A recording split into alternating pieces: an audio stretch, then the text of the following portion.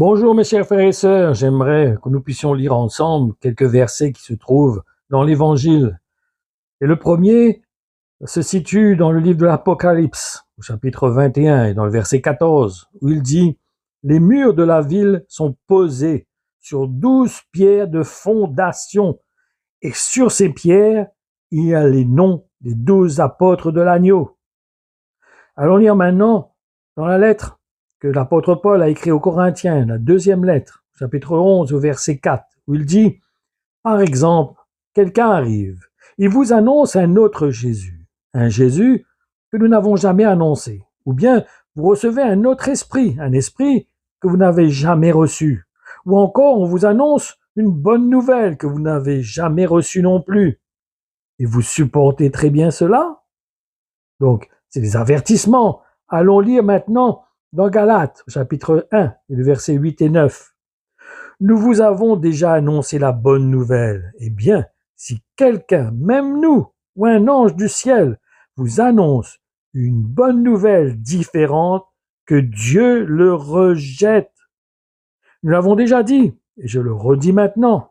Si quelqu'un vous annonce une bonne nouvelle différente de celle que vous avez reçue, que Dieu le rejette, qu'il soit anathème. Ça veut dire que nous n'ayons pas de part avec lui.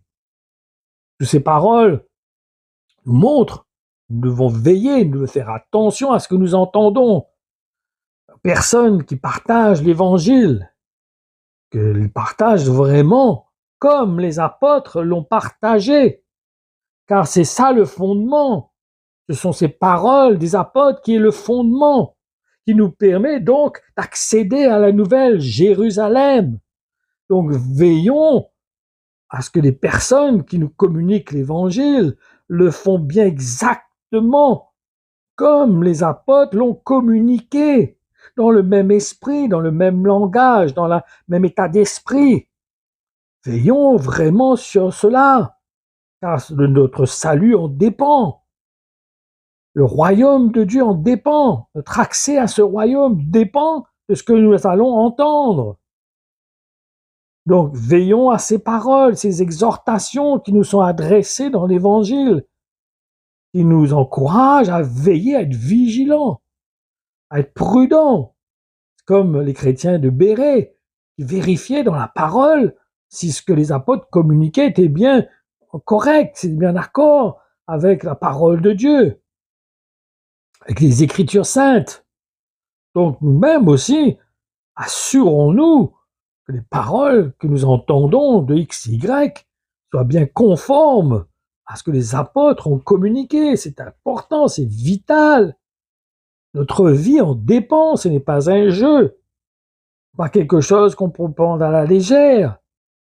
C'est quelque chose de primordial. Cela dépend de notre salut. Donc, veillons à cela.